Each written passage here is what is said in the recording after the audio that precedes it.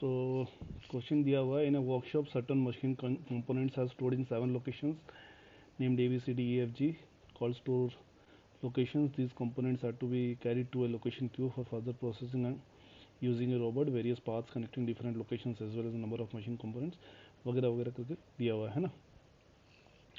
और दिया हुआ है कि जो एरो मार्किंग है उस एरो मार्किंग में ही मूव कर सकता है रोबोट, है ना।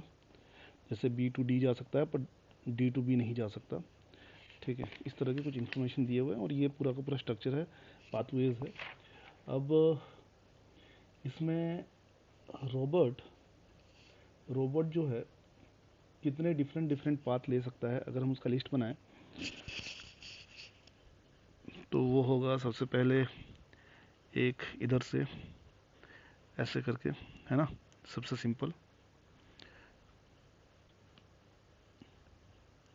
PABEGQ, ठीक है।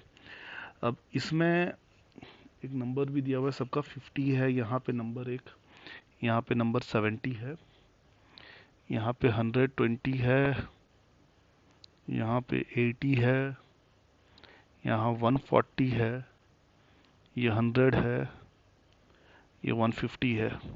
अगर सबको ऐड करते हैं तो टोटल हो रहा है, 710 हो रहा है, ठीक है। तो इस रूट में कितना रोबोट कैरी करेगा? 50 प्लस 120, 140, 150। इधर आप ऐसे कैलकुलेट कर लो या फिर आप बोल सकते हो कि इन सबको रीच करेगा पर सी डी और एफ को रीच नहीं करेगा, तो सी डी एफ को आप चाहो तो 710 से माइनस कर दो।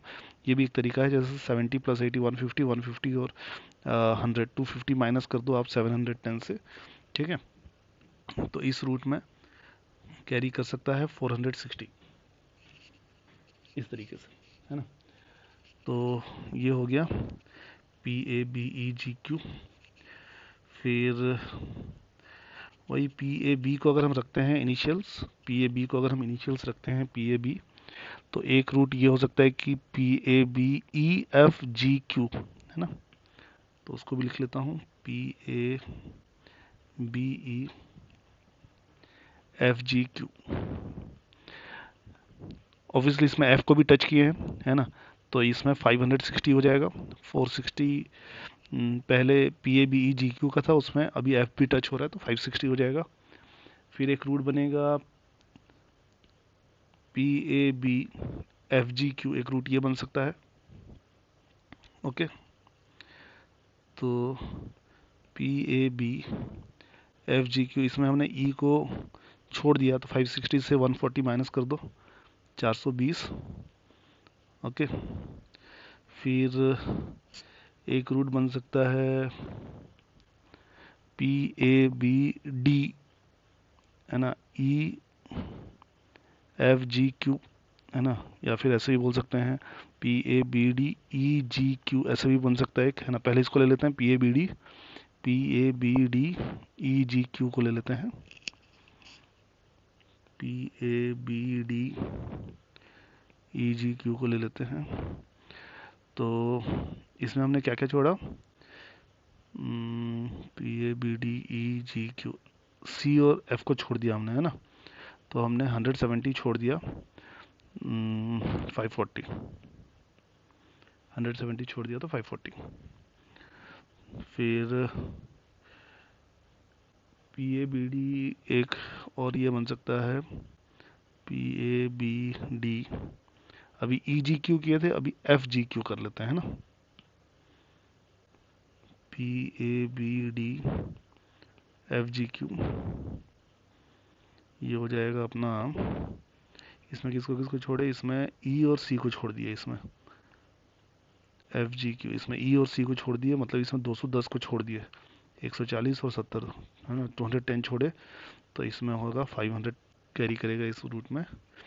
और फिर एक बनेगा PABDEFGQ, इसमें C को छोड़ के बाकी सबको टच कर रहा है ना।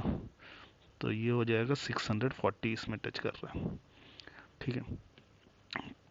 तो अगर हम पीएबी से जा रहे हैं, है ना, पीएबी से जा रहे हैं तो इतने पॉसिबल रूट्स बन रहे हैं अपने, ठीक है। अगर हम पीएबी को जाना चाहते हैं तो पीएबी जाने का एक और रास्ता, हाँ एक और रास्ता इधर से भी है ना, कि पी ए बी तक जाने का पी सी ए बी भी कर सकते थे। तो जो जो जो हम पीएबी, जितना भी पीएबी किए हैं ना, इस पीएबी को हम चेंज करके पीसीएबी भी बना सकते हैं। मतलब हमको इसके बदले में और 6 रूट्स और मिल जाएंगे, पीसीएबी, ईजीक्यू, पीसीएबी, ईएफजीक्यू, पीसीएबी, मतलब मैं पीएबी को पीसीएबी के साथ रिप्लेस कर रहा हूँ, है ना, एफजीक्यू, पीसीएबी, डीईजीक्यू, पीसीएबी,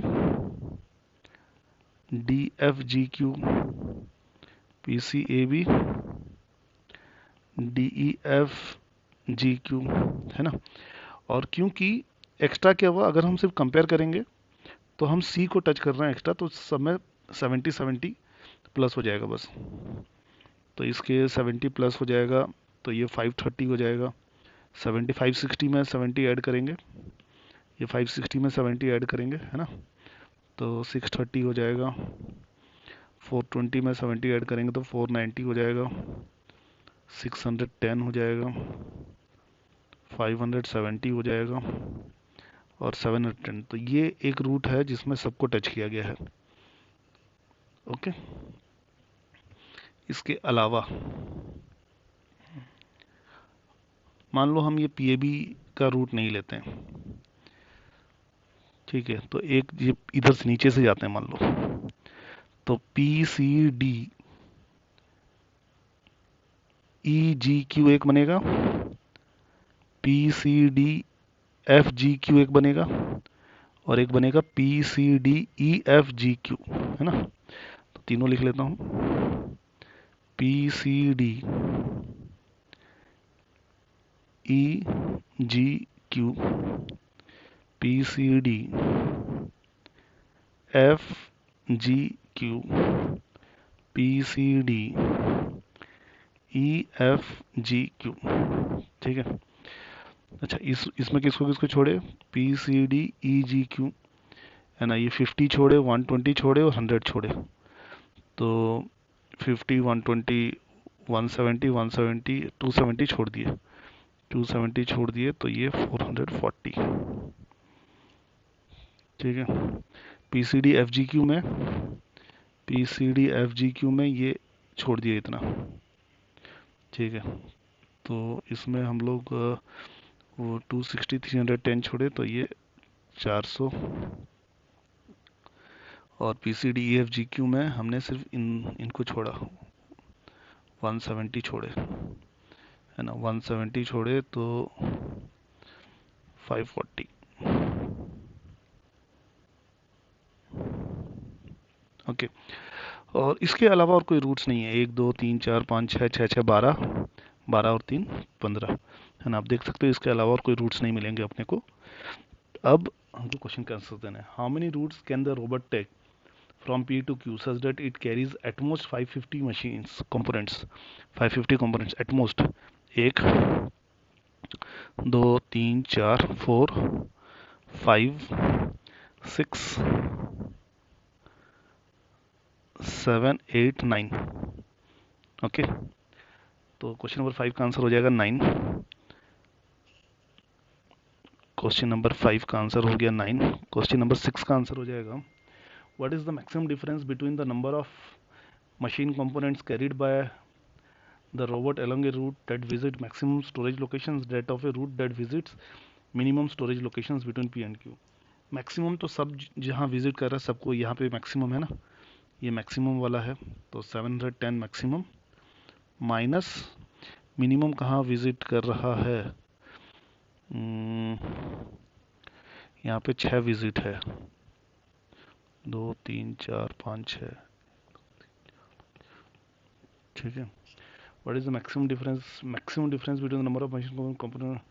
हाँ, यहाँ पे भी 6 है, यहाँ पे भी 6 है, बट यहाँ पे सबसे छोटा नंबर ये है 400, तो इसको माइनस करेंगे।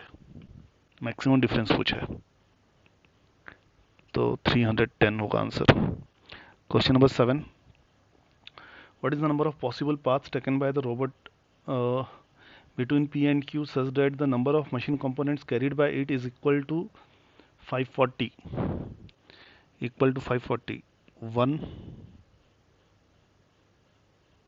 2, ठीक है, so the answer is 2. Question number 8,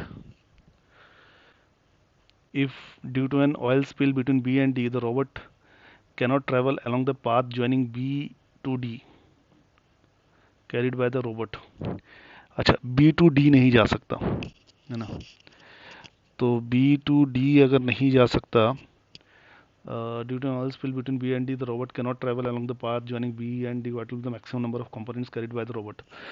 Okay, तो B to D अगर नहीं जा सकता, तो ये जितने भी पाथ्स हैं है ना, ये कट जाएंगे। यहाँ पे BD लिखा है, ये BD है ना, all this paths are not possible now. और यहाँ पे ये भी नहीं है, ये भी नहीं है, ये भी पॉसिबल नहीं है ना, बस। तो अब उस समय देखो 630 जो है मैक्सिमम अपने को दिख रहा है, तो क्वेश्चन नंबर 8 का आंसर हो जाएगा 630। Okay, so those are your answers.